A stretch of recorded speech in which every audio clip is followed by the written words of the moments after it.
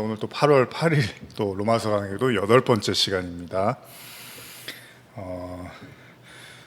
우리 계속해서 로마서 말씀 또 나누고 있는데요. 오늘이 아마 이제 4장까지 이렇게 마무리를 어느 정도 하게 되고 아마 다음 주에는 이제 5장의 말씀을 나누게 될 것 같습니다. 아마 그동안에 이제 의에 대한 말씀을 우리가 계속 나눴는데 오늘 이 말씀이 이제 좀 그 의에 대한 내용들을 총 정리한다. 한번 이렇게 전체적으로 이제 정리하고 마무리하면서 또 이제 새로운 내용, 물론 바울이 말하는 구원과 하나님의 의는 계속 로마서 안에서 흐르고 있지만 아마 이제 4장까지의 내용으로 이제 큰 또 덩어리 한 덩어리를 어느 정도 이제 정리하고 또 다음 주에는 또 5장에서 또 새로운 또 이야기들을 또 진행하고자 합니다.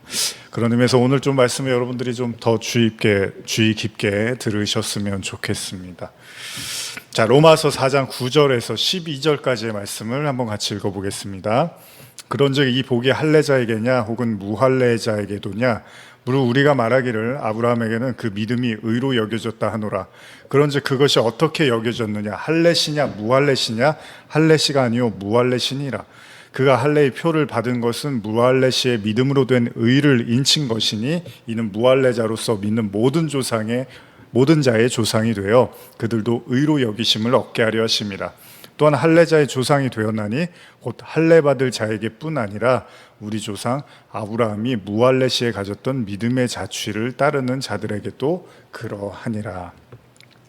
자, 우리는 지난 시간에 로마서 4장의 상반부의 말씀을 통해서 바울이 아브라함을 예로 들면서 그의 의로움이 행위에 있지 않고 오로지 믿음에 있었다라는 것을 보았습니다.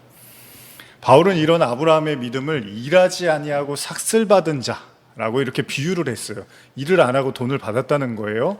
다시 말하면 행위를 의지하여 의로움을 얻으려는 자들은 자신들이 일한 것에 대한 삭스로 구원을 얻으려고 하였기 때문에 그것은 하나님의 선물이 아니라는 것입니다. 그런 의미에서 구원이라는 것은 어떤 의미에서 공짜, 거저준다 이런 의미란 말이에요. 그렇습니다. 실제로 성경에서도 여러 번 언급되고 있지만 구원은 하나님의 선물이라는 거예요. 선물은 그냥 주는 거잖아요. 선물 줄게 돈 줘 이러면 선물이 아니죠. 값없이 베푸시는 공짜의 은혜인데 제가 아마 작년 이맘때도 공짜의 대가 뭐 이런 제목으로 설교를 했었었는데 마태복음 20장에 등장하는 포도원 품꾼의 비유처럼요. 주인은 사람들을 불러서 포도원에서 일을 시킵니다.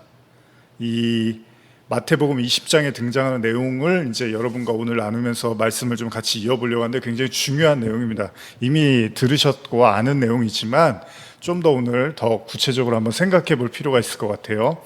문제는 이 포도원 품꾼의 비유에서 문제가 뭐죠? 여러분들 아시는 것처럼 일찍 와서 일한 사람과 1시간밖에 일하지 않은 사람의 삭시 동일하게 이렇게 한 데나리온이었다라는 거죠. 이게 이제 문제가 화근이 됩니다. 자, 그래서 이 마태복음 20장에서 예수님이 이 비유를 예를 들면서 이제 여기서 문제가 무엇이고 여기서 무엇을 말하고 싶은지를 이제 예수님이 비유를 통해서 우리에게 말씀하시는 거예요. 자, 당연히 먼저 온 사람은 성질이 나겠죠. 왜요? 아침부터 와서 일한 사람하고 일 거의 끝날 때쯤에 파장할 때쯤 와갖고 일한 사람이 같은 돈을 받으면 당연히 화가 날 겁니다. 마태복음 20장 10절에서 12절 보시면요. 먼저 온 자들이 와서 더 받을 줄 알았더니 그들도 한 데나리온씩 받은지라. 받은 후 집주인을 원망하여 이르되 나중 온 이 사람들은 1시간밖에 일하지 아니하였거늘 그들을 종일 수고하며 더위를 견딘 우리와 같게 하였나이다. 당연히 화가 났습니다. 그러자 주인이 뭐라 그러냐면 13절에서 15절인데요. 주인이 그 중에 한 사람에게 대답하여 이르되 친구여 내가 내게 잘못한 것이 없노라. 내가 나와 한 데나리온의 약속을 하지 아니하였느냐. 내 것이나 가지고 가라. 나중 온 이 사람에게 너와 같이 주는 것이 내 뜻이니라. 내 것을 가지고 내 뜻대로 할 것이 아니냐. 내가 선함으로 내가 악하게 보느냐. 자, 이런 이야기가 지금 오고 갑니다. 그렇죠? 잘 아시는 내용이죠. 요 내용을 이제 제가 처음 서두에 말씀을 드리고 마무리할 때 다시 이제 이 내용을 또 말씀을 드릴 건데, 자, 어쨌든 간에 이 비유는요, 먼저 온 사람이 주인한테 커다란 꾸중을 듣게 됩니다. 당연하죠. 먼저 와서 일을 하고 더위를 견디면서 하루 종일 수고를 했는데, 그런 사람이 나중에 온 사람보다 더 돈을 많이 받아야 된다고 생각하는 게 잘못된 일은 아니잖아요. 근데 문제는 뭡니까? 항상 그런 것처럼 성경은 세상의 관점과는 다르다는 겁니다. 여러분들도 말씀을 들으면서 잘 생각하셔야 돼요. 세상이 그렇다고 해서 성경이 꼭 그런 건 아니에요. 물론 세상이 그렇게 생각하는 것과 성경도 비슷한 얘기를 하는 것처럼 보이는 게 있지만, 어떤 경우에는 완전히 성경이 다른 이야기를 하고 있다는 겁니다. 하나님을요, 인간의 생각으로 이해하려고 해서만은 안 된다는 겁니다.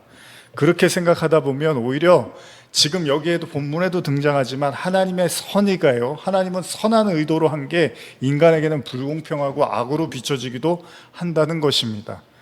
그러니까 주인이 뭐라 그래요? 아니, 내가 내 걸 가지고 내 마음대로 하는데 네가 내 선의를 가지고 왜 악하다고 하냐, 이런 얘기를 하는 거예요. 여기서 갈등이 생기고 충돌이 생기는 거예요. 이게 굉장히 중요한 이야기입니다. 오늘 물론 쉽사리 받아들이기 힘든 이야기입니다. 그러나 여기서 예수님께서 정작 하고 싶은 말씀은 무엇이었을까? 바로 한 데나리온의 대가. 한 데나리온은 어떤 의미에서 구원을 상징한단 말이에요. 그러니까 왜냐하면 이 비유는요, 뭐에 관한 비유죠? 뭐 일한 것에 대한 대가에 대한 비유가 아니잖아요. 천국에 관한 비유란 말입니다. 그러니까 어찌 보면 먼저 와서 일하는 자는 당연하게 인과율이라고 하죠. 그러니까 어떤 원인이 있어서 그 결과가 나와야 되는 겁니다. 그러니까 자신이 일한 만큼의 대가를 원할 수 있는 거예요. 당연한 거예요. 이게 세상의 이치입니다. 그리고 그 대가는 최소한 어떻죠? 나중에 와서 1시간 일한 사람보다는 훨씬 많이 받아야 되는 게 맞잖아요, 여러분. 잘못된 게 아니란 말이에요.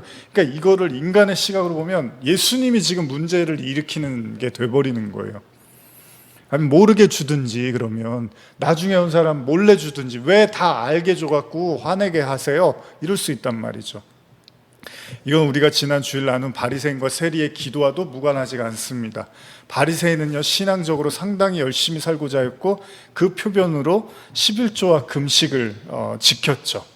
그러나 예수님의 의로움은 아무런 율법적인 신앙적인 노력이 없어 보이는, 오로지 그냥 자기 가슴을 치면서 죄인을 용서해달라고 하나님께 그렇게 울부짖었던, 그렇게 아파하는 세리에게 갔다는 거예요. 분명 바리새인이 이 사실을 알았다면 어떻게 했죠? 제가 아마 예수님의 멱살을 흔들었을 거라고 말씀드렸죠. 대노를 했을 겁니다. 아니, 이런 하나님은 안 믿어. 아마 이랬을 거예요. 바리새인이 세리한테 의롭다는 얘기를 들었으면 난 하나님 안 믿을 거예요. 이러면 나 안 믿을 거예요. 삐졌을지도 몰라요. 아마도 포도원 품꾼의 비유와 동일하게 하나님의 선한 의도를 오히려 악으로 인식했음이 충분합니다. 여기에는 사실 상당히 중요한 복음의 메시지가 흐르고 있는데요, 바리새인과 세리의 기도나 포도원 품꾼의 비유나 또 이와 비슷한 또 한 가지 비유가 있다면 뭐가 있죠? 탕자의 비유, 잘 아시는 탕자의 비유요. 이게 다 마찬가지입니다. 하나님의 구원을 인간의 방식으로 이해하려고 하면 심각한 오류에 빠지게 되고 하나님과 충돌하게 된다는 거예요. 아버지의 재산을 탕진하고 다시 집으로 돌아온 탕자. 그런데 형이 그 동생 탕자를 보고 충격을 받죠. 왜요? 아버지가 보자마자 몽둥이로 아주 먼지나게 때릴 거라고 생각했는데 매는 고사하고 좋은 옷을 입혀서 송아지까지 잡아서 가락지를 끼워서 잔치를 벌이더라는 거예요. 이 형이 이걸 보고서 너무나 화가 나서 아버지께 화를 내죠. 누가복음 15장 28절에 30절입니다. 그가 노하여 들어가고자 하지 아니하거늘 아버지가 나와서 권한대 아버지께 대답하여 이르되 내가 여러 해 아버지를 섬겨 명을 어김이 없거늘 내게는 염소 새끼라도 주어 나와 내 벗으로 즐기게 하신 일이 없더니 아버지의 살림을 창녀들과 함께 삼켜버린 이 아들이 돌아오매 이를 위하여 살찐 송아지를 잡으셨나이다. 이 탕자의 비유에서 이 형의 이야기에서도 우리가 알 수 있는 게 있는데요, 결국 바리새인과 세리의 기도에서 바리새인이라든지 그 다음에 포도원 품꾼에서 먼저 온 사람, 나중에 온 사람 말고 먼저 온 사람이라든지, 그리고 탕자의 비유에서 탕자가 아니라 탕자의 형의 모습에서 동일하게 나타나는 게 뭐죠? 양상이 왜 자기가 한 일과 노력에 대해서 인정해 주지 않냐는 거예요. 왜 내가 애쓰고 고생한 거에 대해서 더 품삯을 지급해 주지 않느냐는 겁니다. 왜 그 고생한 대가를 쳐주지 않냐는 거예요. 여러분들도 그런 것 때문에 힘들어하는 분들 많잖아요. 내가 그동안 저 사람보다 내가 더 많이 했는데, 저 사람보다 내가 더 애썼는데, 저 사람보다 내가 더 많이 희생하고 헌신했는데 왜 나한테는 이렇게 대하십니까? 이런 게 다 있잖아요, 사람들 마음속에. 하나님과의 갈등이라든지 사람과의 갈등 속에서 다 이런 게 있잖아요. 왜 내 노력을 무시하냐는 거예요. 그러나 이 모든 이야기에 등장하는 주님은 포도원 주인, 그리고 탕자의 아버지,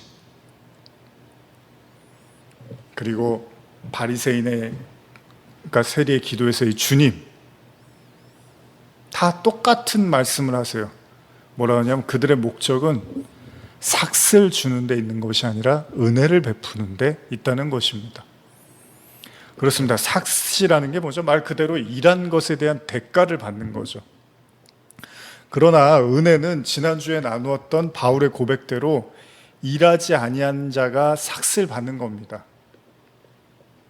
오늘의 본문에서도 바울은 아브라함과 할례와의 관련된 이야기를 하면서 아브라함이 의롭다 하심을 받은 것은 그가 할례를 받았을 때가 아니라 할례를 받지 않았을 때라고 말합니다. 만일 그가 할례를 받음으로써 의롭다 하심을 얻었다면 그건 소위 공짜로 받은 게 아니라는 거예요. 공짜로 받은 의로움이 아니라는 거예요. 그건 아브라함이 행위를 통해서 의로움을 얻게 된 것이기 때문에 복음에 나타나는 하나님의 의와는 거리가 멀다는 것입니다.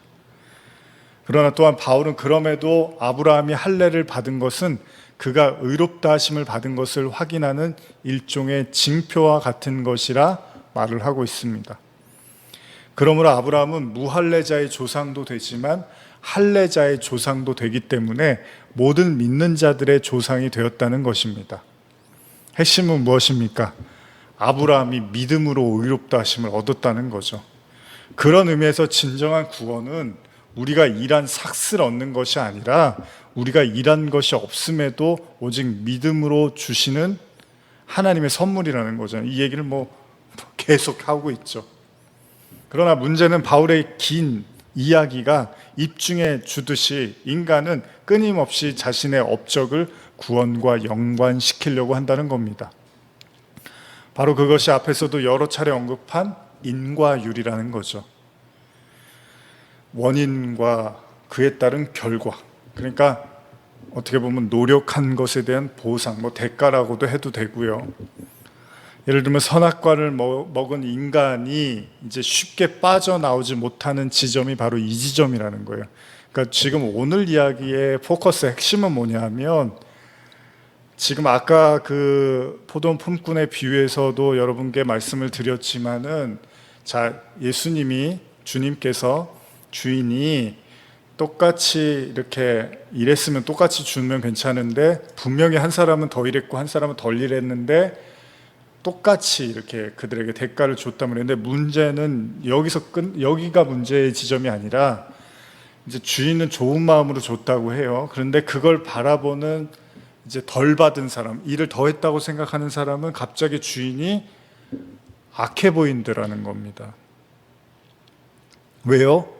그 주인이 인과율, 그러니까 원인과 결과에 따라서 움직여지지 않고 있기 때문에 거기에서 화가 났더라는 겁니다.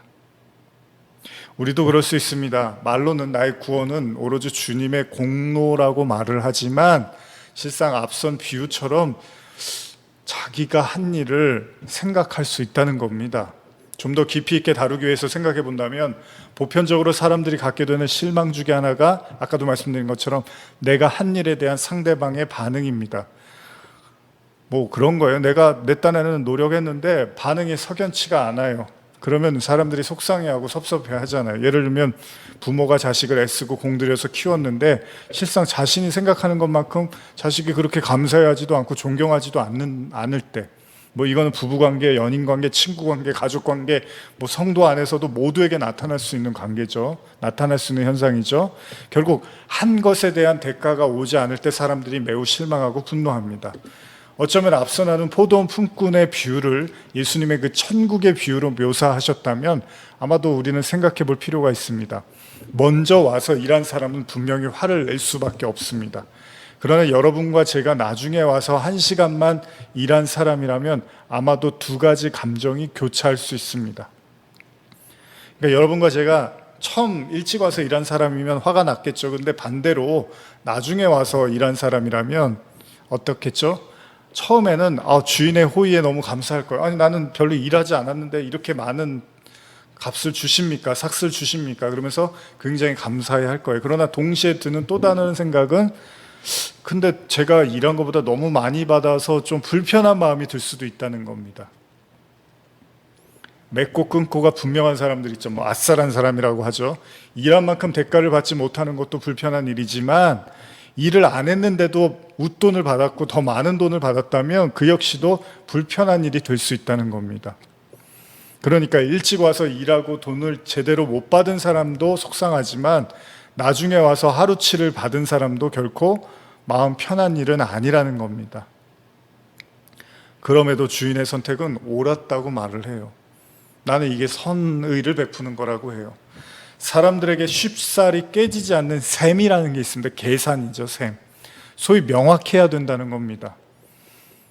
그래야지 사람들의 마음이 편하고 싸움이 안 나죠, 그죠? 만일 포도원 품꾼이 동일한 삭스 결과로서 싸움이 난다면 이 책임은 누구의 몫일까요? 만일 주인이 소위 아싸라게 분명하게 몫을 챙겨줬다면 이런 갈등은 애초에 생기지 않았겠죠. 집 나간 동생보다 아버지 곁을 지키면서 수종을 들었던 형이라든지 하나의 율법이라도 더 지키면서 스스로 거룩한 삶을 살고자 했던 세리가 아닌 바리새인이었다면 먼저 와서 수고로 일한 일꾼을 주님께서 더 칭찬하고 그 몫을 챙겨주고 나중에 온 사람에게는 적은 양의 대가를 줬다면 이런 혼란과 갈등은 없었을 겁니다. 그럼에도 주님은 포도원 품꾼을 예로 들면서 이게 천국의 비유라고 말씀하십니다. 그렇다면 우리는 이 비유에서 반드시 우리가 나중에 온 일꾼이라는 생각만 해서는 안 되겠죠. 나중에 온 사람은 뭐 감지덕지 했겠죠. 어쩌면 이 땅을 살아가는 모든 인간이 이 인과율이라는 법에서 자유로울 수가 없다면 우리 역시도 먼저 와서 일한 품꾼일 수 있다는 거예요. 그러니까 우리는 꼭 탕자고 우리는 꼭 세리고 우리는 꼭 나중에 온 품꾼이 아니라 우리가 탕자의 형일 수도 있고 우리가 바리새인일 수도 있고 우리가 먼저 와서 아침부터 일한 품꾼일 수도 있다는 겁니다. 왜요? 우린 죄인이잖아요. 그러니까 우리는 죄악된 눈으로 예수님을 주인을 바라볼 수 있을 거라는 겁니다. 그렇다면 나중에 와서 일한 사람이 나와 동일한 삭스를 받는다면 분명히 우리도 시험에 들 수 있을 거라는 겁니다. 그럼에도 주님의 비유는 반드시 이것을 극복해야 함을 우리에게 말해주고 있는지도 모릅니다. 물론 이것은 복음이 유대인에서 이방인으로 옮겨감에 대한 이야기로도 이해할 수 있습니다. 처음에 유대인들을 하나님이 선택하셨는데 나중에 복음이 이방인에게 편만하게 퍼져나가잖아요. 물론 당시의 유대인들은 자신들이 장자라고 생각했기 때문에 이방인들에 대한 구원은 상상조차 할 수 없었습니다. 그러한 그들에게 이방인에 대한 구원은 포도원 품꾼의 비유와도 같을 수도 있었겠죠. 아니 쟤네들이 뭘 했다고요? 우리는 이렇게 아침부터 와서 일했는데 우리는 하나님이 먼저 택하셔서 이렇게 하나님을 열심히 믿고 지키려고 했는데 이방인들이 한 게 뭐가 있습니까? 근데 왜 구원을 주십니까? 라고 생각했을 수도 있다는 겁니다. 여러분 과연 인간이요 이런 인과율이라는 원인과 결과 이런 인과율의 법칙으로부터 자유로울 수가 있을까요? 세상 대부분의 종교는요 제 생각에는 이 인과율을 말하고 있습니다. 심지어는요 사후세계조차도 이 인과율이 지배한다고 생각하는 경우도 있습니다. 그러니까 눈에 보이는 세상이나 그렇지 않은 모든 세상의 법칙이 인간의 선행과 노력에 의해서 상 주고 벌을 준다는 그런 이야기들로 가득 차 있을 수 있다는 겁니다. 그리고 그것은 인간이든 종교든 그들이 만들어 놓은 어떤 법을 지키느냐 그렇지 못하느냐로 결정되어진다는 것을 의미하기도 합니다. 그러니까 쉽게 말하면 모든 세계가 이 인과율, 인간의 노력과 선행에 의해서 모든 것이 결정되어진다는 거예요. 상과 벌. 그런데 복음은 그러한 인간의 행위가 구원의 길이 아니라 오로지 믿음뿐이라고 말을 하고 있다는 거예요. 그러니까 엄밀히 말하면 다른 얘기를 하고 있는 거예요. 모든 사람이 알고 있는 그 법칙이 아니라 다른 이야기를 하고 있다니까요, 복음은. 그야말로 복음은 하나님께서 거저 주시는 은혜, 곧 공짜에 대한 이야기를 하고 있다는 겁니다. 그렇습니다. 처음에는 누구나 막연한 믿음에서 신앙생활을 하죠. 집안에 우환이 있거나 개인적으로 어려운 일이 있거나 여러 가지 상황 속에서 주님을 영접하려고 합니다. 아마도 그분이 나를 도와주시기를 간절히 바라는 마음에서겠죠. 그러나 소위 신앙의 여정을 걷게 되는 성도는 단순히 나를 도우시는 하나님에서 멈추는 것이 아니라 이제 그 하나님의 말씀과 뜻을 배우고 받아들이게 되는 거잖아요. 그리고 그 복음의 정점에서 하나님의 구원이 인간의 노력의 대가가 아닌 오로지 일하지 아니한 자에게 주시는 삭슬 주시는 그런 선물이라는 걸 인정하고 고백을 하는 그 지점에 이르게 될 거라는 겁니다. 만일 우리의 신앙이 여전히 율법에 갇혀서 그 율법으로 이루어지려고 하는 여전히 나의 행위와 노력의 대가로 그 구원을 얻을 수 있다고 생각한다면 우리 역시도 나중에 와서 이런 사람이 나와 동일한 삭슬 받으면 흥분할 것이라는 거예요. 그리고 이건 여전히 우리가 천국의 가르침을 제대로 이해하지 못한 채 여전히 머물러 있음을 보여주고 있다는 겁니다. 로마서 4장 14절에서 16절 보시면 한번 읽어볼까요? 만일 율법에 속한 자들이 상속자이면 믿음은 헛것이 되고 약속은 파기되었느니라. 율법은 진노를 이루게 하나니 율법이 없는 곳에는 범법도 없느니라. 그러므로 상속자가 되는 그것이 은혜에 속하기 위하여 믿음으로 되나니 이는 그 약속을 그 모든 후손에게 굳게 하려 하심이라. 율법에 속한 자에게 뿐만 아니라 아브라함의 믿음에 속한 자에게도 그러하니 아브라함은 우리의 모든 사람의 조상이라. 아브라함에 관한 이야기를 한번 생각해 보면요, 하나님이 아브라함을 부르실 때 하나님은 아브라함의 행위를 보시고 그에게 언약을 주신 분이 아니라고 강조를 하죠. 창세기 12장에서 하나님은 아브라함에게 나타나셔서 본토 친척 아비집을 떠날 것을 명하시고 축복의 말씀을 주셨죠. 언약을 주셨습니다. 아브라함은 하나님의 말씀에 순종하고 하란을 떠나서 가나안에 이르게 되죠. 여기서도 우리가 한 가지를 인정해야 되는데, 하나님께서 아브라함에게 언약과 축복을 하신 거, 처음 창세기 12장에서 하나님이 아브라함에게 언약과 축복을 하신 거는 그의 행위 때문이었습니까? 오히려 아브라함의 이야기의 핵심은 그렇게 하나님의 언약을 받았지만 오히려 아브라함은 여러 번 실수를 했잖아요. 그러니까 하나님이 아브라함에게 언약을 준 건 아브라함이 완벽한 사람이 되어 있는 상태여서 언약을 주신 게 아니라 그러지 않은 사람인데 하나님이 찾아가서 언약을 주셨다는 거예요. 밑도 끝도 없어요, 성경이. 그냥 하나님이 12장에서 본토 친척 아비집을 떠나라, 내가 너를 창대하게 번성하게 하고 복을 주겠다, 이렇게 말씀을 하신다는 거예요. 여기서부터가 은혜고 선물이고 공짜인 거죠. 그런 아브라함의 연약함을 반증해 주듯이 계속 반복합니다. 실수를 합니다. 예를 들면 아내 사라가 아닌 하갈과 동침해서 이스마엘을 낳죠. 하나님께서 이삭을 주시겠다고 말씀하실 때 비웃는다든지, 또한 소돔과 고모라를 심판하실 때 하나님은 불의하다고 말하는 등 사실 이게 믿음의 조상이라고 보기에는 적지 않은 실망의 모습이 아브라함에게 있다는 겁니다. 그럼에도 불구하고 바울은 아브라함에 대해서 뭐라고 합니까? 로마서 4장 17절에서 22절인데요. 같이 읽어보겠습니다. 기록된 바 내가 너를 많은 민족의 조상으로 세웠다 하심과 같으니 그가 믿은 바 하나님은 죽은 자를 살리시며 없는 것을 있는 것으로 부르시는 이시니라. 아브라함이 바랄 수 없는 중에 바라고 믿었으니 이는 내 후손이 이와 같으리라 하신 말씀대로 많은 민족의 조상이 되게 하려 하심이라.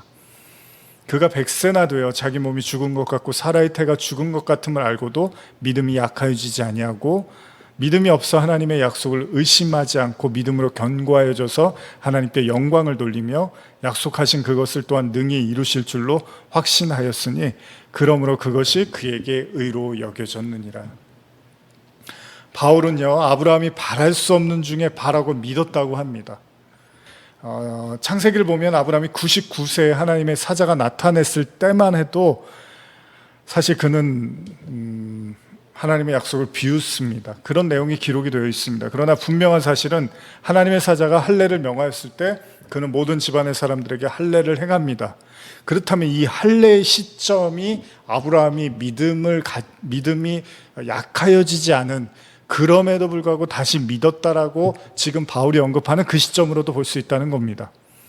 왜냐하면 바울도 아브라함의 믿음의 시점을 100세가 되어 자신의 몸이 죽은 것 같고 사라의 태가 죽은 것 같음을 알고도 믿음이 약하여지지 않았다라고 말하고 있기 때문에 그 시점, 그 99세에서 100세가 되어져가는 그 시점으로 볼 수 있다는 겁니다. 그렇다면 복음이 말하고 있는 의로움이라는 건 행위가 아닌 믿음이라는 건데, 이것은 이렇게도 이해할 수 있다는 겁니다. 사실 아브라함이 이삭을 낳기 직전인 99세까지만 해도 결코 그가 믿음이 있었다고 보기는 좀 어렵잖아요. 앞서도 말한 것처럼 비웃는다든지 불신한다든지 하나님의 심판에 대해서도 신뢰를 하지 못한다든지, 또 심지어는 그가 하나님의 언약의 자녀를 말씀하셨는데도 이스마엘이라는 자기의 육신적인 자녀를 후계자라고 생각하고 그를 축복해 주시기를 원했다는 겁니다. 그래서 저는 때때로 가끔 바울이 이 로마서에서 아브라함에 대해서 너무 믿음을 후하게 쳐주고 있는 건 아닐까, 이런 생각을 하기도 합니다. 왜냐하면 아브라함이 바칠 때는 그래요. 믿음의 모습을 보였는데 아브라함이 이삭을 낳기 시점에서 창세기에서는 사실 그렇다 할, 아브라함의 믿음이 참 아주 성숙했다, 이런 모습을 보기는 좀 어렵거든요.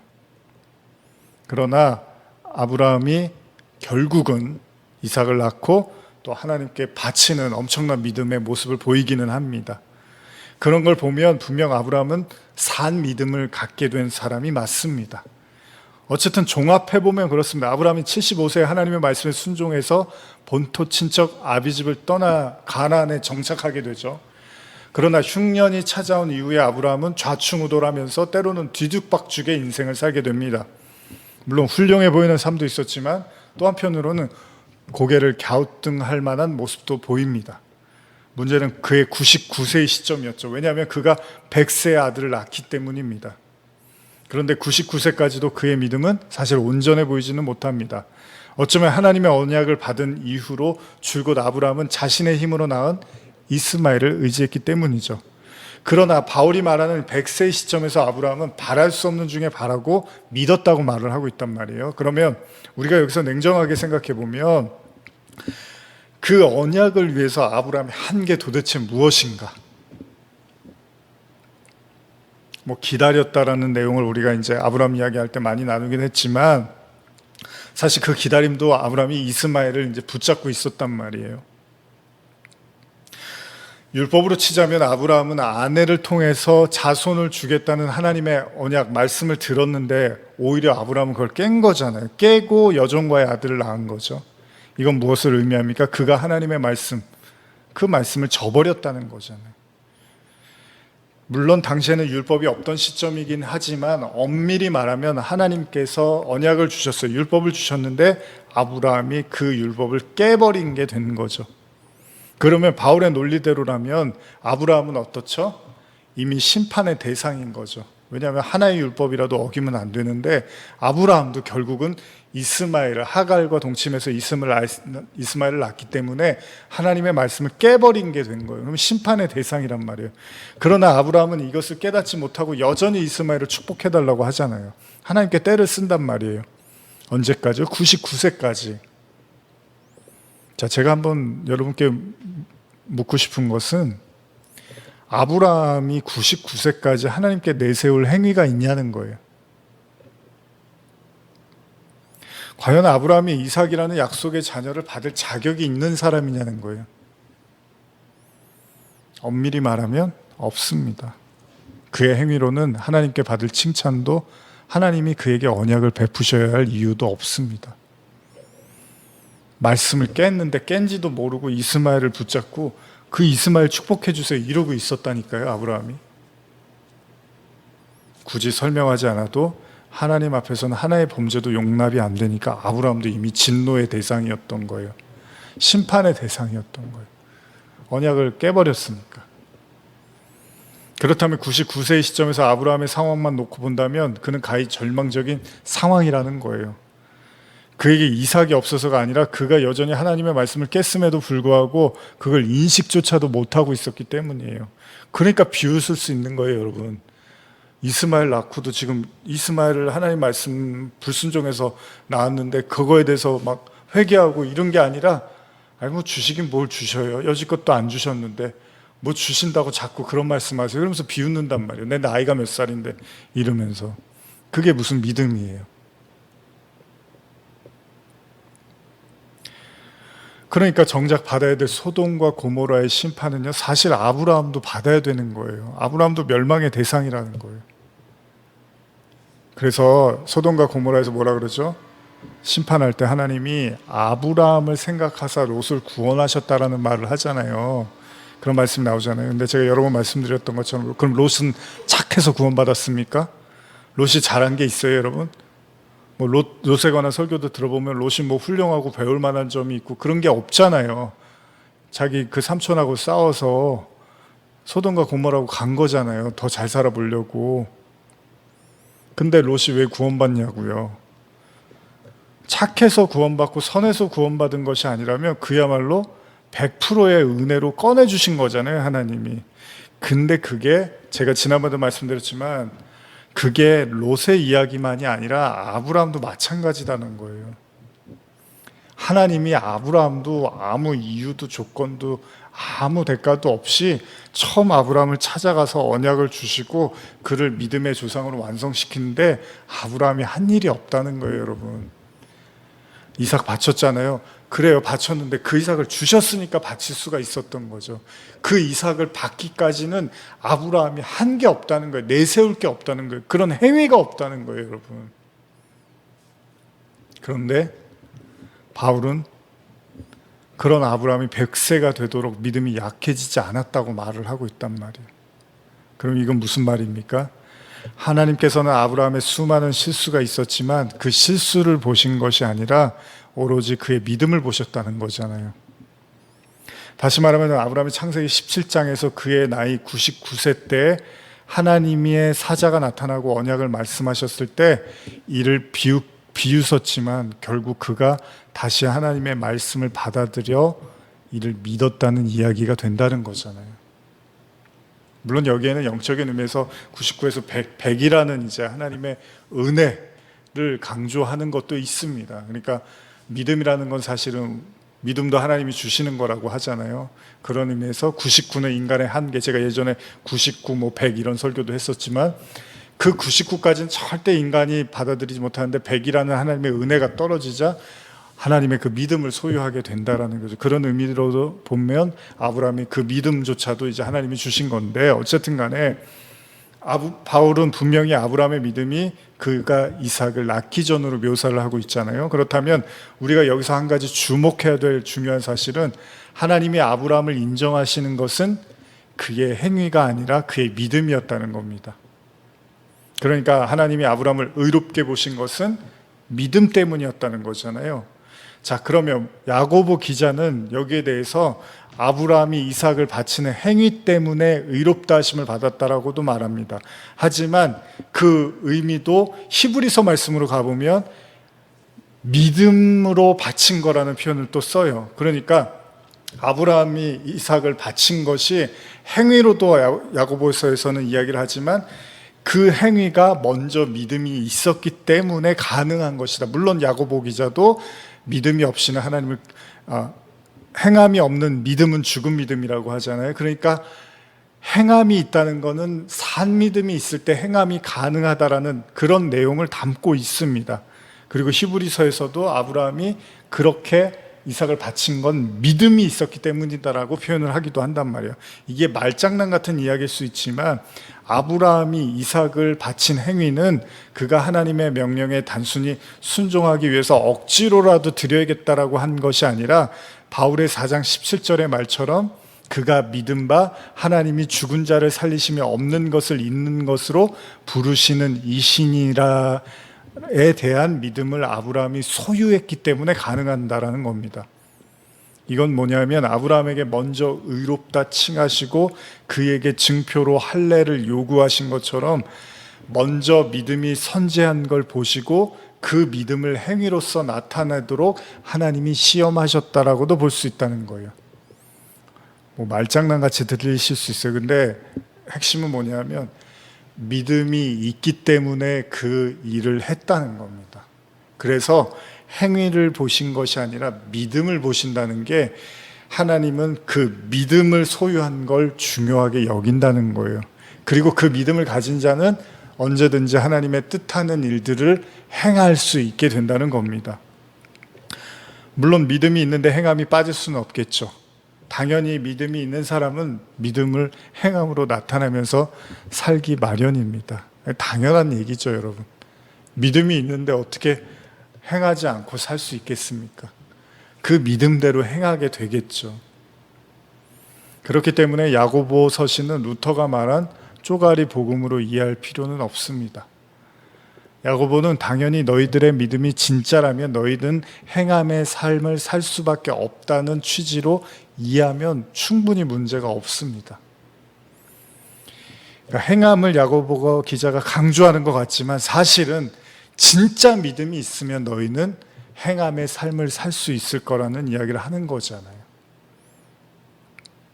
그러니까 지금 바울이 하고 싶은 말은 하나님은 인간의 행위가 아니라 먼저 믿음을 보신다는 거예요. 그런데 이스라엘 백성의 문제는 뭐냐면 그 믿음은 뒷전으로 하고 뭔가 법에 충실하게 이행하면 그것이 하나님이 의롭다고 생각하는 거였기 때문에 소위 말하는 속빈 강정이죠. 그러니까 믿음은 없는데 어떤 행위만 강조해요. 뭐 이게 여러분 같은 얘기처럼 들리겠죠. 아니 그냥 행함이 있다는 건 믿음이 있다는 거잖아. 있는데 엄밀히 지금 바울이 얘기하는 거는 그들이 그 믿음을 소유하지 못한 채 흉내만 내고 있었다는 거예요. 그런 율법이라든지 그런 하나님의 말씀을 흉내만 내고 무서워서 그걸 따르는 거예요. 여러분 신앙 가진 많은 분들 중에 무서워서 하나님 무서워서 믿는 사람들 많잖아요. 두려워서 안 하면 큰일 날까 봐. 그런 게 아니라 지금 성경이 말하는 건 아브라함이 이삭을 바칠 때 그 행위가 어디서 나왔나 하면 하나님은 죽은 이도 다시 살려내실 것이라는 그 믿음을 가졌기 때문에 이삭을 바쳤기 때문에 그의 믿음을 인정해 주셨다, 이렇게 말을 하고 있다는 거예요. 그래서 중요한 건 하나님은 인간의 행위보다 먼저 믿음을 보신다는 겁니다. 그러니까 굳이 말하면 인간의 행위가 아니라 지금 로마서의 말씀 것처럼 믿음을 보신다는 거예요. 믿음, 여러분과 제 안에 있는 믿음을 중요시 여긴다는 거예요. 로마서 3장 28절, 뭐 수없이 나눈 얘기죠. 그러므로 사람이 의롭다 하심을 얻은 것은 율법의 행위에 있지 않고 믿음으로 되는 줄 우리가 인정하노라. 그러니까 다시 아브라함의 이야기로 돌아간다면 우리는 하나님의 언약이라는 선물을 받고도 끊임없이 실수하고 넘어지고 하나님의 말씀을 어길 수 있습니다. 그럼에도 하나님은 우리의 믿음이 온전해지기를 기다리신다는 거예요. 그러니까 하나님은 우리의 행위가 온전해지는 걸 기다리는 게 아니라 우리의 믿음을 완성시켜가는 과정이에요. 그리고 여러분과 제가 그 그리스도의 장성한 분량, 그리스도의 장성의 분량에 이르는 과정 속에서 한 가지 배우는 건 내가 내세울 행위가 없구나라는 걸 알게 된단 말이죠. 그러면서 하나님이 내 안에 이 믿음을 완성시켜 가시는구나라는 걸 보게 된다는 겁니다.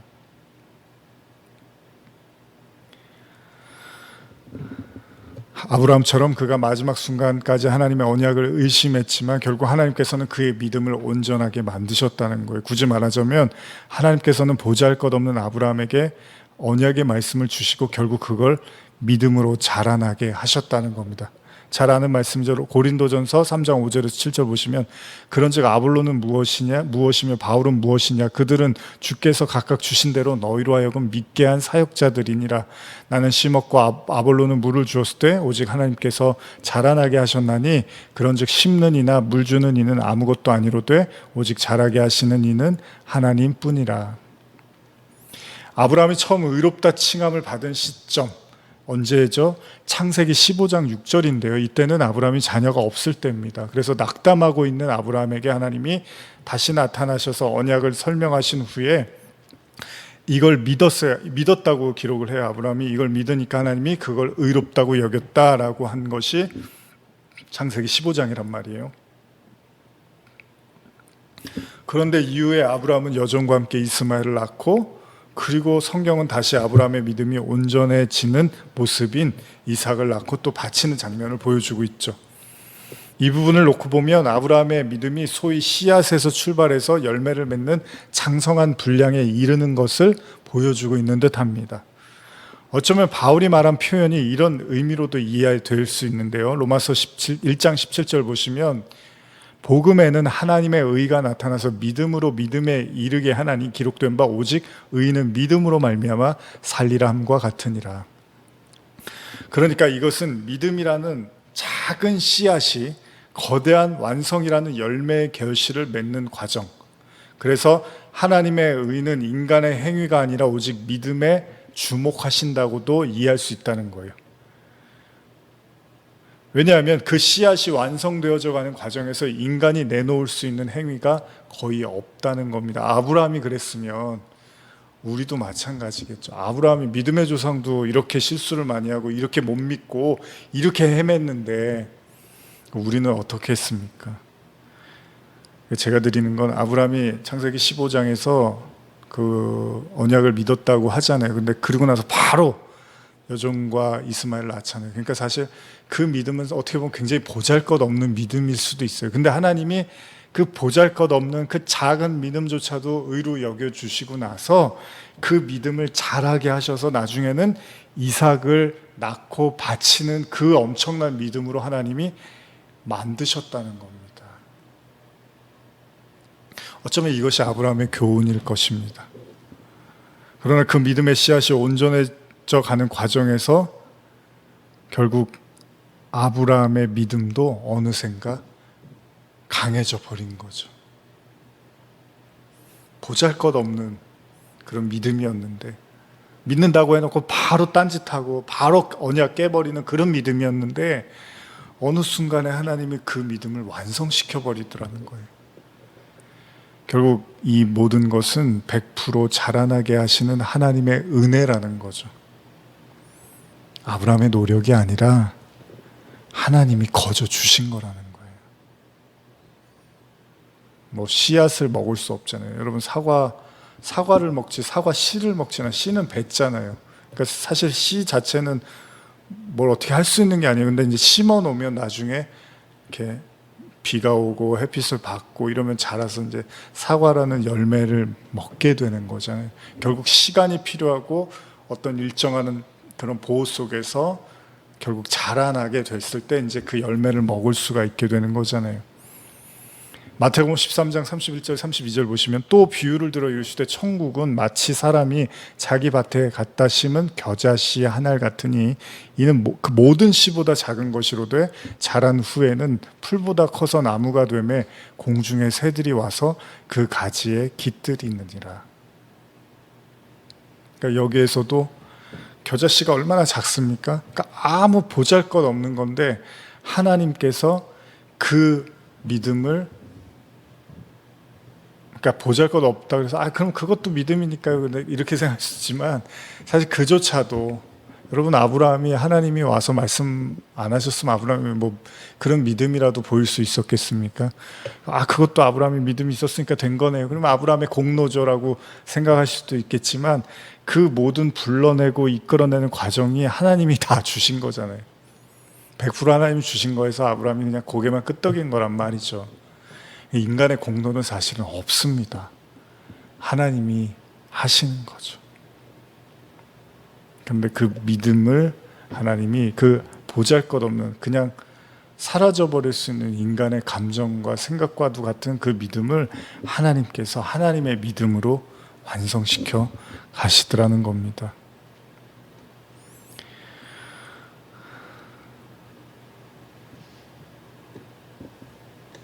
분명히 인간은요, 이 인과율이라는 세계로부터 자유로울 수가 없습니다. 제가 오늘 인과율 제목도 그렇게 지었는데 엄밀히 말하자면 아브라함의 모습을 세세히 지켜보신 하나님이라면 아까도 말씀드린 것처럼 그에게 이삭을 주실 이유가 없습니다. 그리고 그를 믿음의 조상으로 만드실 이유도 없습니다. 그를 복으로 삼아주실 어떤 이유도 아브라함에게는 찾을 수가 없습니다. 설령 그가 몇 가지 선행이 있다 하더라도 완전한 하나님 앞에서는 그것이 이유가 될 수는 없다는 거예요. 그럼에도 우리는 생각해 볼 수 있습니다. 어떤 의미에서요, 아브라함도 언약을 다 잃어버리고 어떻게 보면 방황하는 그런 모습이었잖아요. 이걸 생각해 보면 마치 돌아온 탕자가 떠올리죠. 이스마엘을 붙잡고 막 복을 달라고 하고 하나님의 심판을 불공정하다고 말하는 이런 모습에서는 스스로 의롭다 여기는 그 바리새인의 모습과 또 다르지가 않습니다. 또 어떤 의미에서 복을 받을 자격이 없음에도 복을 받은 모습을 보면 늦게 와서 1시간만 일하고 후한 삭슬 받은 포도원 품꾼의 모습을 또 아브라함에게서 찾아볼 수도 있습니다. 어쨌든 간에 그런 아브라함이 믿음의 조상이 되었고 하나님은 그를 의롭다고 칭하십니다. 바울은 아마도 이런 이야기를 하고 싶었던 것 같습니다. 하나님은 인간의 행위가 아니라 믿음을 보신다. 그렇습니다. 복음은 믿음으로만 이루어진대요. 그런데 그 믿음이 뭔지 아십니까, 여러분? 하도 지금 한 8주째 이야기를 하고 있는데 이렇게도 제가 말씀드리고 이렇게도 말씀드려 보는데 오늘 도대체 무슨 믿음으로 이루어진다는 걸까? 물론 이미 나눴던 이야기를 좀 더 강조하는 것이겠죠, 제가. 근데 어쨌든 간에 이 중요한 말씀, 도대체 그럼 무슨 믿음으로 이루어진다는 건가? 사실 우리는 이 중요한 말씀을 그냥 지나쳤는지도 모릅니다. 다시 한번 바울의 고백을 찾아본다면요, 오늘 지난번에 읽은 로마서 4장 3절에서 5절 다시 한번 읽어보시면요, 같이 읽어보겠습니다. 성경이 무엇을 말하느냐? 아브라함이 하나님을 믿음에 그것이 그에게 의로 여겨진 바 되었느니라. 일하는 자에게는 그 삭시 은혜로 여겨지지 아니하고 보수로 여겨지거니와 이를 아니할지라도 경건하지 아니한 자를 의롭다 하시는 이를 믿는 자에게는 그의 믿음을 의로 여기시나니. 이게 굉장히 중요한 얘기입니다. 여기 보시면 일하는 자에게는 그의 삭시 은혜로 여겨지지 아니하고 보수로 여겨지거니와 이를 아니할지라도 경건하지 아니한 자를 의롭다 하시는 이를 믿는 자에게는 그의 믿음을 의로 여기시나니. 현대로 한 번 더 읽어드릴게요. 4장 3절 4절인데요. 여호와께서는 이렇게 믿는 아브라함을 흐뭇하게 생각하시고 그를 인정해 주셨다고 기록되어 있는 것입니다. 그러니 아브라함이 하늘나라에 들어갈 자격을 얻은 것은 그가 선한 일을 했기 때문이 아닙니다. 구원은 값없이 주는 선물입니다. 만일 선한 일을 해야 구원을 받는다고 한다면 어떻게 구원을 값없이 주는 선물이라 할 수 있겠습니까? 자기가 일한 대가로 얻으려고 하는 사람에게 구원은 주어지지 않습니다. 비록 죄인일지라도 하나님의 진노로부터 자기들을 구원하여 주실 분은 오직 그리스도이심 뿐이심을 믿을 때 하나님께서는 그들을 올바른 사람으로 인정해 주십니다. 다시 한번 제가 말씀드리고 마무리를 하겠습니다. 일하는 자에게는 그 삭시 은혜로 여겨지지 아니하고 보수로 여겨지거니와 일을 아니할지라도 경건하지 아니한 자를 의롭다 하시는 이를 믿는 자에게는 그의 믿음을 의로 여기시나니. 여러분들은 어떻게 생각하십니까? 왜 이 내용을 바울이 계속해서 반복하고 강조하냐면 인간이 깨지지 않는 게 이 인과율입니다. 인과율. 원인과 결과. 그러니까 우리는 아브라함이 하나님의 은혜로 믿음의 조상이 됐지 이렇게 말을 하면서도 아브라함이 그럴 만한 사람이었으니까 그렇게 됐을 거라는 생각을 못 버려요. 이 인과율에서 인간의 몫에 대응하는 하나님의 대가, 이거를 인간이 못 깨요. 그래서 죽어서까지도 이 인과율의 세상이 지배할 거라고 생각을 한단 말이에요. 근데 복음은 선물이래요, 구원이. 믿음으로 인해서 얻어지는 선물이래요. 근데 그 믿음은 사실은 아무 어떤 행위를 요구하는 게 아니라 그냥 믿음만으로 하나님이 의롭다고 해주는 거라는 거죠. 그래서 은혜라고 하잖아요. 여러분, 선물을 돈 주고 사면 선물이 아니죠. 선물, 내가 너 선물 줄게, 조금만 나한테 뭐를 줘. 그러면 그건 선물이 아니에요. 왜냐하면 선물은 거저줘야 되거든요. 근데 이게 인간의 이 생각에서 이 인과율이라는 게 깨지지가 않아요. 그러다 보니까 이제 마무리를 하면서 제가 말씀드리는 건데, 아침에 와서 일한 사람이 저녁에 와서 조금 일한 사람과 똑같은 대우를 받는 것에 대해서 절대 이거를 받아들이지를 못하는 거예요. 근데 저도 이제 이 부분을 잘 좀 설명해 드리고 싶은데 어떤 말의 한계가 있고 표현의 한계가 있는 것 같아요. 바울이 3층 천에 올라가서 내가 세 번째 하늘에 갔는데 거기에 가니까 사람이 가히 이르지 못하는 말이 있다고 하죠. 그러니까 그 얘기는 뭐예요? 인간의 상식과 인간의 기준과 인간의 이성으로는 어떻게 그럼 이룰 수 없는 말이라는 거예요. 그 말이 뭐겠어요? 하나님의 사랑 아닐까요? 사랑이나 은혜잖아요. 그러면은 지금 바울이 이렇게 로마서 4장까지 계속 같은 얘기를 반복해요. 바울이 어디 간 사람이죠? 그 3층 천에 간 사람이에요, 바울이. 그럼 무슨 얘기를 하고 싶은 거예요, 이게 지금? 너희들이 가지고 있는 그 생각으로는 가히 이르지 못하는 하나님의 복음은, 그 하나님의 의는 인간의 그런 생각과 이성과 관념을 뛰어넘는 오로지 믿음으로 가능한 거라고 이렇게 표현하고 있지만, 그 속에는 정말 그 인간이 생각하는 끊임없는 그 인과율의 세상, 원인과 그 결과가 상응해야 되는 하나님이 어떤 인간의 행동에 의해서 거기에 보조해주고 발맞춰주고 거기에 대가를 치르고 그것으로 말미암아 구원을 주는, 이거를 버리지 못하면 도저히 하나님의 은혜라는 걸 이해할 수 없을 거라는 의미에서 지금 이런 얘기를 하고 있는 거잖아요.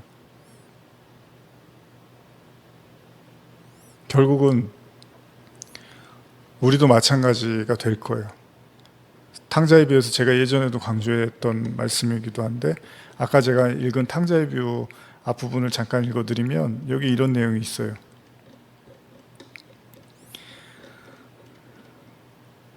누가복음 15장 28절에 보면요, 그가 노하여 들어가고자 하지 아니하거든 아버지가 나와서 권한대, 이런 표현이 있거든요. 그러니까 지금 축제가 벌어지고 동생이 돌아와서 잔치를 벌이고 있는데, 형이, 아버지가 이제 들어가서 같이 그 잔치에 참여하자 그랬더니 잔치집에서 형은 화가 잔뜩 난 거예요. 그래서 안 들어가겠다는 거예요. 여러분, 이게 지금 천국의 비유란 말이에요. 그러면 천국 잔치인데 지금 형은 화가 나 있는 거예요. 왜요? 그 인과율이 깨지지가 않아서 여러분과 제가 이 율법이라는, 이 행위라는, 이 인간의 노력으로 인해서, 대가로 인해서 구원을 받는다는 이 인과율, 인간의 어떤 원인과 결과, 거기에 따르는 어떤 하나님의 대가라고 구원을 이해해버리면, 그래서 인간의 선을 마치 하나님의 선보다 더 높은 차원으로 해석해버리면, 이해해버리면 천국 잔치가 벌어지고 있는데 화가 나서 못 들어갈 거라는 거예요. 왜요? 왜 화가 났죠? 내가 한 건 뭡니까? 그러니까 여러분, 진짜 구원받는 사람은, 여러분 나중에 그 본문 누가복음에도 나오지만 심판대 앞에서 양과 염소 얘기할 때 진짜 구원받는 사람은 뭐라 그러죠? 아니, 제가 한 게 없는데 왜 자꾸 뭘 하셨다 그래요? 이런다고요. 근데 구원 못 받는 사람들은, 아니, 제가 한 게 이렇게 많은데 왜 그걸 기억을 못 하세요? 하나도, 이런다고요. 그러니까 제가 지난주에도 말씀드렸지만 1만 달란트 비유를 통해서도 말씀드렸지만, 진짜 구원이 뭔지를 알면 내가 한 게 하나도 없다는 걸 알게 돼요.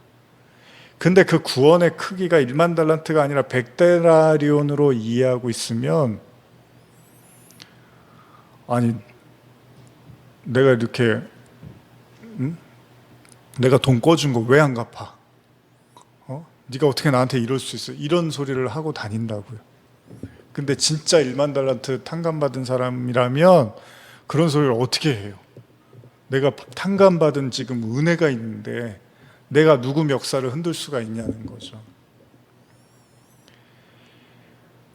그러니까 이거는 오로지 은혜를 깨달은 자만이, 그러니까 똑같은 거예요. 결국 은혜를 깨달아야지만 그 인간의 그 선악과 먹은 인간의 법칙이 무너지게 돼 있는 거죠.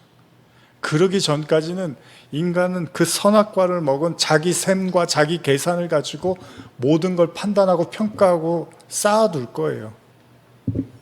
그걸로 구원받을 거라고 생각하고. 근데 오로지 은혜를 받은 사람은 그 모든 것들이 무의미하다는 걸 알게 되고 오히려 그런다고요.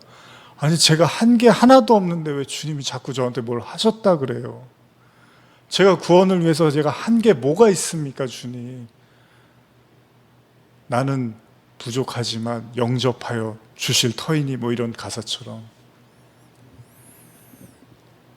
오늘 하나님은 여러분들의 믿음을 보십니다. 그런데 사실 그 믿음도 하나님이 개입됐기 때문에 우리가 믿음을 고백할 수 있었던 거죠. 그러니까 사실은 믿음에서 믿음에 이르게 한다는 건 전부 하나님의 은혜겠죠. 물론 그걸 인정하고 싶지 않을 수도 있습니다. 그러나 온 우주 만물이 하나님의 통치와 다스림 속에서 움직여지고 있다면 이 세상에 우연이라는 것도 없고 이 세상에 하나님의 뜻을 거스려서 마음대로 움직일 수 있는 건 더더욱 없겠죠. 그러면 저와 여러분들은 아브라함을 하나님이 찾아가서 언약을 주시고 그를 믿음으로 이끌어 주신 후에 결국 그 온전한 믿음으로 완성시켜 주신 것처럼 우리에게도 그 믿음을 부어 주실 것입니다. 오늘 여러분들의 믿음을 하나님께서 지켜보고 계십니다. 그리고 그 믿음을 온전하게 완성시켜 가실 것입니다. 기도하시겠습니다. 하나님 아버지, 감사합니다. 참 어려운 이야기입니다. 어쩌면 인간의 말로 인간의 말이라는 게 참 어떻게 보면 궁색해 보일 수 있는, 어떻게 우리가 이 복음을 다 안다고 쉽게 자부하고 쉽게 떠들어댈 수 있겠습니까? 바울의 말처럼 정말 사람이 가히 이르지 못할 말, 어쩌면 바울은 그 말을 설명하기 위해서 이토록 간절하게 반복하고 반복하며 또 이야기하고 있는지도 모릅니다. 그런데 그 엄청난 이야기를 우리가 너무나 쉽게 받아들이고 쉽게 안다고 자부하는지도 모르겠습니다. 인간 세상에서 통용되어지는 언어가 아니라 오로지 하늘의 언어, 인과율의 법칙과 인과율의 세상, 인과율이 지배하는 세상이 아니라 오로지 값없이 주는 은혜가 지배하는 하나님의 나라, 오로지 그 하나님의 나라를 믿음으로 그리스도 예수를 믿는 일하지 아니한 자를 경건하다고 일컬어 주시는 그 하나님을 믿는 그 믿음을 소유한 자로 거듭나게 하여 주시옵소서. 감사드리며 예수님의 이름으로 기도드립니다. 아멘. 우리 이 시간에 함께 찬양하고 이제 마무리할 텐데요. 나 같은 죄인 살리신 다시 우리가 처음 사랑을 좀 생각하면서 이 찬양을 같이 부르셨으면 좋겠고요. 반주 없이 그냥 우리 목소리로 진지하게 함께 찬양하셨으면 좋겠습니다. 다음 주일도 계속해서 지금 녹화하는 이 시점에도 큰 변화가 없기 때문에 아마 계속해서 각 가정에서 비대면으로 지금 예배를 드리게 될 예정입니다. 혹시 변경 사항이 있으면 또 개별적으로 문자로 또 안내해 드리겠습니다. 더위도 길어지고 코로나로 인해서 여러 가지 또 불편함도 많은 시간들을 보내셔서 많이 아마 건강이라든지 또 여러 가지로 지치실 수 있을 텐데요. 다시 한번 또 서로의 건강과 또 평안을 위해서 같이 기도해 주셨으면 좋겠고요. 어디 계시든지 안전하고 또 하나님의 긍휼과 자비로 또 절망하고 낙담하신다 하더라도 오늘 말씀처럼, 오늘 아까 부르셨던 또 찬양처럼 하나님이 아브라함을 꾸준히 지켜보시고 그가 아무런 공로도 없었음에도 그를 믿음의 조상으로 이끌어 가신 것처럼 오늘 우리의 삶의 현장에서도 여전히 하나님이 우리를 지켜보고 계시고 우리를 온전하게 이끌어 가신다는 이 사실을 여러분들이 잊지 마시고 낙담하지 마시고 또 말씀 붙잡고 기도하면서 담대하게 걸어가시기를 간절히 축복합니다. 우리 함께 나 같은 죄인 살리신 우리 함께 목소리로 함께 찬양하시고 축도로 마치겠습니다. 나 같은 죄인 살리신 주은 해 놀라워 잃었던 생명 찾았고 광명을 얻었네. 큰 죄악에서 건지신 주은 고마워. 나 처음 믿은 그 시간 귀하고 귀하다. 이제껏 내가 산 것도 주님의 은혜라. 또 나를 장차 본향에 인도해 주시리. 거기서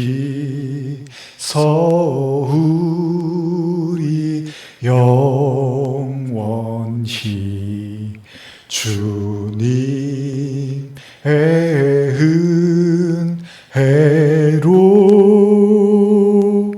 해처럼 밝게 살면서 주 찬양하리라.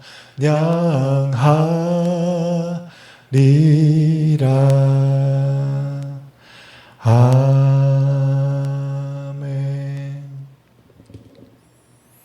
지금은 우리 주 예수 그리스도의 은혜와 하나님 아버지의 사랑과 성령의 교통하심, 일한 자들은 구원을 대가로 알지만 일하지 아니하였음에도 불구하고 그를 경건하다고 이르시는 이를 믿는 바로 그 온전한 믿음을 가진 성도들을 의롭다 하시는 그 하나님을 바라보며 오늘 나는 아무 공로 없지만 오로지 하나님의 은혜로 내가 이 자리에 서 있습니다라고 고백하고 기도하는 모든 성도들 머리 위에 또 각 가정에서 병상에서 또 눈물의 기도와 현장에서 그렇게 하나님을 찾는 모든 성도들 머리 위에 지금부터 영원히 함께 있을지어다. 아멘.